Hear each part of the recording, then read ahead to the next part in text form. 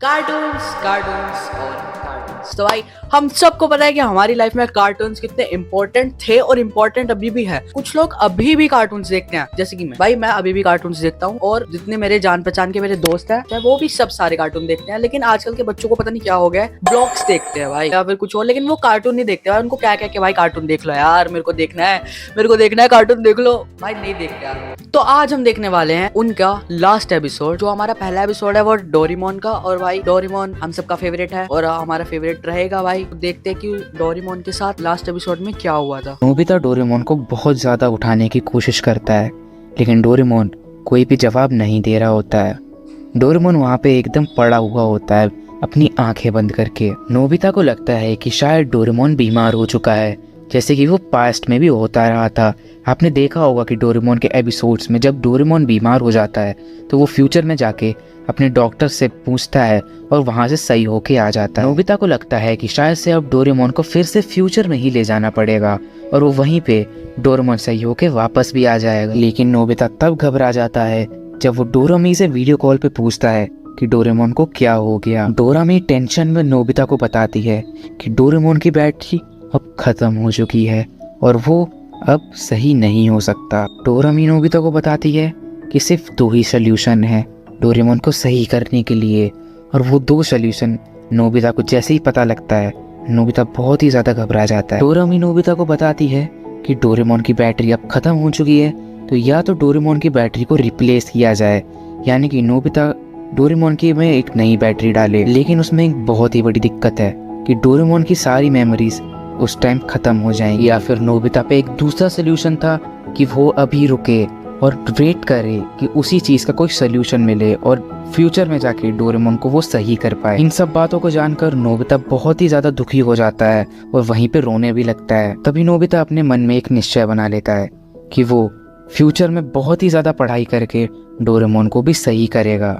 Nobita उसी दिन से बहुत ही ज़्यादा मेहनत करने लगता है अपनी स्टडीज़ में, ताकि वो फ्यूचर में एक बहुत ही बड़ा साइंटिस्ट बन के डोरेमोन की बैटरी को सही कर पाए विदाउट रिमूविंग हिज मेमोरीज। यानी कि डोरेमोन की जितनी भी यादें हैं उनको बिना मिटाए डोरेमोन को सही कर पाना। नोबिता उसी दिन से लग जाता है और बहुत ही ज्यादा मेहनत करता है कि वो कैसे ना कैसे डोरेमोन को सही कर पाए। भाई 498 है 500 में से, और डेकिसुगी के 475, मतलब डेकिसुगी को भी पीछे से छोड़ दिया भाई नोबिता ने। वैसे ही ना पाए नोबिता पढ़ाई कर करके बहुत ही ज्यादा अच्छे मार्क्स आने लग जाता है, और फिर ऐसी अच्छे से पढ़ते पढ़ते सालों बीत जाते। 2055 आ जाता है और 2055 नोबिता अब बहुत ही ज्यादा बूढ़ा भी हो चुका होता है। इस टाइम तक नोबिता एक बहुत ही बड़ा साइंटिस्ट बन चुका होता है और अपने जापान को एक बहुत ही ऊंचाइयों तक ले जाता है टेक्नोलॉजी को लेकर। उसी दिन जियान और सुनियो टीवी देखते देखते बात कर रहे होते हैं कि कैसे नोबिता स्टडीज में इतना बेकार था और अब देखो वो नोबिता ही अपना देश को कितना ऊपर लेके जा रहा है। डेकिसुगी भी बैठा होता है और वो जापान का प्रेसिडेंट बन चुका होता है उस टाइम तक। तभी डेकिसुगी उनसे पूछता है कि क्या तुम्हें डोरेमोन के बारे में याद है। जियान उनसे बोलता है कि हाँ, मुझे बहुत ही गुस्सा आती है डोरेमोन पर, वो ऐसे कैसे जा सकता है हम सबको बिना बताए फ्यूचर में, ये बोल के कि उसे कुछ बहुत ही इम्पोर्टेंट काम याद आ गया है। क्या उसे भाई उन्हें पता ही नहीं कि उसके साथ क्या हो गया यार। हमारे बारे में कोई चिंता नहीं है?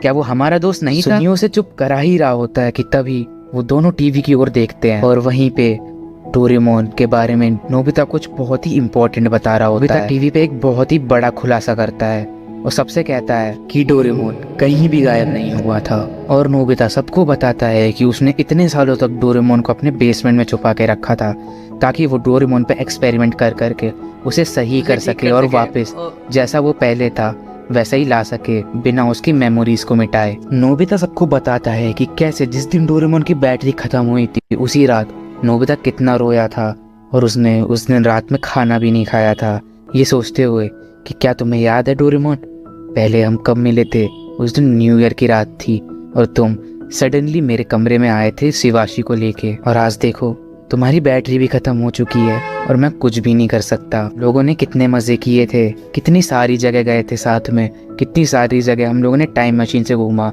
और बहुत सारी प्रॉब्लमों से लड़ते हुए भागे भी थे। डोरेमोन, मुझे तुम्हारी बहुत ही ज्यादा याद आती है। और यही कहते कहते नोबिता वहीं पे रोने लग जाता है। नोबिता ये सब सबको बता ही रहा होता है टीवी पे कि वहीं पे जो डेकिसुगी बैठा होता है वो सारी बातें समझ जाता है और वो जल्दी से जियान और सुनियो जो कि वहीं पे बैठे होते हैं उनको बताता है कि शायद नोबिता ने अब डोरेमोन को सही भी कर लिया है। वैसे ही नोबिता वहाँ पे एक वीडियो चलाता है टीवी पे और बताता है कि उसने वो सा एक्सपेरिमेंट कंप्लीट कर लिया है और उस वीडियो में दिखता है कि शिजुका और नोबिता बूढ़े हो चुके हैं। वहीं पे शिजुका ऊपर से खाना लेने के लिए बुलाने के लिए आ रही होती है। वहीं पे नोबिता एक बटन दबाता है और उस बटन से बहुत सारे डोरेमोन के पार्ट्स कनेक्टेड होते हैं। फ्यूचर में नोबिता और शिजुका की भी शादी हो चुकी होती है। वहीं पे शिजुका जैसे ही डोरेमोन को वहाँ पे देखती है, शिजुका के आंखों में आंसू आ जाते हैं। जैसे ही उस बटन को दबाता है वैसी सारी लाइटें ऑन हो जाती हैं और डोरेमोन के अंदर एक जान सी आने लग जाती है।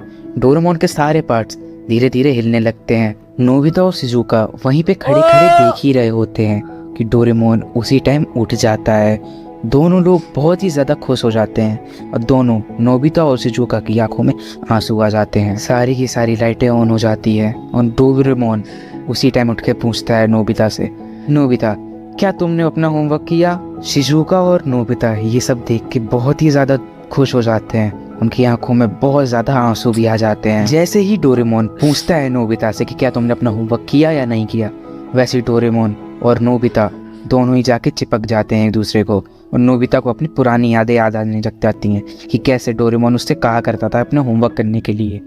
शिजुका भी वहाँ पे बहुत ही ज़्यादा रोने लग जाती है और नोबिता इतना ज़्यादा खुश हो जाता है। एपिसोड का अंत यहीं पे हो जाता है और यही कहानी बताई जाती है हमें डोरेमोन के लास्ट एपिसोड की। यार मेरे को ना बिल्कुल अच्छा नहीं लग रहा यार, रुला देगा यार ये मेरे को। तो हमारा जो नेक्स्ट एपिसोड है वो है शिनचैन का और हम देखने वाले हैं कि शिनचैन का भाई लास्ट एपिसोड क्या हुआ था, मतलब शिनचैन के साथ। जैसा कि हमने पहले ही देखा कि शिनचैन अपनी बहन से कितना ज्यादा प्यार करा करता था और उसका हमेशा ध्यान रखा करता था और जब कभी भी हिरोशी और मिसाई बाहर जाते हो तो शिनचैन और हिमावारी को घर पे ही छोड़ जाया करते थे। कहते हैं ना जो होना होता है वो होके ही रहता है। ऐसे ही एक दिन हिरोशी नोहारा को किसी बहुत ही इंपॉर्टेंट काम के चलते बाहर जाना पड़ा। उसके बाद जैसे ही मिसाई नोहारा टीवी देखने गई भी उसे अपनी शॉपिंग लिस्ट दिखी और उसे याद आया कि उसे तो शॉपिंग पे जाना है अपना बहुत ही जरूरी सामान लेने। इसी चीज को लेकर अब मिसाई नोहारा को भी मार्केट जाना था। मिसाई ने तो सोचा था कि शिनचैन और हिमावारी को वो घर पे ही छोड़ के जाएगी, लेकिन शिनचैन की जिद के चलते कि उसे घूमने जाना है बाहर, उसे दोनों हिमावारी और शिनचैन को भी ले जाना पड़ा अपने साथ। लेकिन मिसाई को क्या पता था कि ये दिन उनके बच्चों का आखिरी दिन होगा। उसके बाद जब मिसाई नोहारा शॉपिंग करने मॉल पहुंची, वो शॉपिंग में इतनी व्यस्त हो गई कि वो अपने बच्चों को भी भूल गई। उसी बीच शिनचैन का भी मन भटक गया और वो खिलौनों की तरफ देखने लगा। किसी के ध्यान ना देने के कारण हिमावारी चलते चलते रोड पे पहुंच गई, जिस पर मिस्सी का तो ध्यान बिल्कुल नहीं गया, लेकिन शिनचैन की नजर पड़ गई और शिनचैन भागते भागते जल्दी से अपनी बहन को बचाने के लिए भागा। लेकिन उसी वक्त एक तेज रफ्तार कार उन दोनों को बड़ी बेरहमी से कुचल के चली गई और वहां पे चारों तरफ हर जगह खून ही खून हो गया था। वक्त बीतने के साथ वहाँ पे बहुत ही ज्यादा लोगों की भीड़ भी जमने लगी। फिर जैसे ही मिसाई नोहारा की वहाँ पे नजर पड़ी, मिसाई नोहारा भागते हुए वहाँ पे हादसा देखने के लिए गई, जिसे देखकर उसके पैरों तले माने जमीन खिसक गई हो। बच्चों को उसने हर मुसीबत से बचाया। आज वही बच्चे उसके पैरों तले बेजान पड़े हुए थे और वो वहाँ पे देखते देखते कुछ भी नहीं कर पाई और एकदम शौक में चली गई। अब आप ही सोचो, जिन माता पिता ने उनके अपने बच्चों को कितने प्यार से बड़ा किया, उन्हीं की मौत की खबर सुन के उन पे क्या बीत रही होगी। अरे पता है क्या है, देखो ये जो बता रहे हैं ना, ये अपनी तरफ से बनाकर बता रहा है या फिर कुछ भी हो सकता है। ये मांगा में लिखा है, मे भी शायद ये मांगा में लिखा हो कि एक्सीडेंट हो चुका है उसका, कि शिनचैन और हिमावारी ना कार के नीचे आके मर गए। मांगा में लिखा है, लेकिन शिनचैन की एक मूवी है जिसमें शिनचैन और हिमावारी को बड़ा दिखाया है। भाई शिनचैन को उसकी पत्नी उसको लेने आती है फ्यूचर से, उसके साथ कुछ बुरा होता है ऐसी कुछ तो आती है, और हिमावारी पुलिस वाली बन चुकी होती है, पुलिस वुमेन बन चुकी होती है, और कजामा को हिमावारी पसंद आ जाती है। तो ये सारा कुछ मांगा में लिखा है, इस पे मैं भरोसा कर नहीं सकता क्योंकि शिनचैन का पहले से ही फ्यूचर दिखा रखा है। जो हमारी नेक्स्ट स्टोरी है वो है निंजा हथौड़ी की। भाई हम सबको पता है कि निंजा हथौड़ी हमारा पहले कितना फेवरेट कार्टून था। जहाँ तक मेरे को पता है कि जो हमारा होता है वो निंजा हथौड़ी को तलवार से मार देता है जब उनकी लड़ाई हो रही होती है। तो देखते हैं कि ये बात सच है या फिर भाई झूठ है। अब आपने पक्का YouTube पर ऐसी वीडियोस देखी होंगी जिसमें डोरेमोन का लास्ट एपिसोड या फिर शिनचैन का लास्ट एपिसोड को बताया जाता है। अभी तो हम देख कर ही आए भाई। बट एक सैड बात बताओ, ये सब एपिसोड सिर्फ फैनमेड थ्योरीज होती है, ना कि ऑफिशियल एपिसोड। से पावरफुल तलवार को लेना चाहता है और अगर वो उस तलवार को ले लेगा तो उस तलवार की मदद से वो ब्लैक निंजा दुनिया का सबसे पावरफुल निंजा बन जाएगा और उसे फिर कोई भी निंजा हरा नहीं पाएगा। पर वो तलवार कहाँ है, उसका स्क्रोल जिस निंजा के पास है वो ब्लैक निंजा उसका पीछा करता है एंड वो उसका पीछा करते करते शहर में आ जाता है। वहाँ हथौड़ी एंड अमारा एक प्रैक्टिस मैच कर रहे होते हैं, जहाँ पे उनके बाकी सारे दोस्त भी थे। वो स्क्रोल वाला निंजा हथौड़ी के पास आके हथौड़ी से हेल्प मांगता है। वो हथौड़ी से हेल्प मांगता है कि हथौड़ी उस स्क्रोल को उस ब्लैक निंजा से बचा ले, एंड हथौड़ी भी मदद करने के लिए मान जाता है। फिर जब वहाँ ब्लैक निंजा आता है तब हथौड़ी एंड उस ब्लैक निंजा में एक फाइट होती है, बट हथौड़ी से फाइटिंग करते हुए वो ब्लैक निंजा हथौड़ी को लाइटनिंग ब्लैक स्वॉर्ड की निंजा टेक्निक की मदद से हरा देता है। और वो स्क्रोल जिसमें दुनिया के सबसे ताकतवर तलवार की लोकेशन थी, उसे ब्लैक निंजा लेके चला जाता है। उसे हमारा भी रोकने की कोशिश करता है, पर फिर भी वो उसे रोक नहीं पाता। फिर केनिची के घर पर हथौड़ी के रूम में वो स्क्रोल वाला निंजा सबको बताता है कि वो तलवार ईगा एंड कोगा विलेज के बीचों बीच एक गुफा में वाटरफॉल के नीचे एक पत्थर के अंदर फंसी हुई है,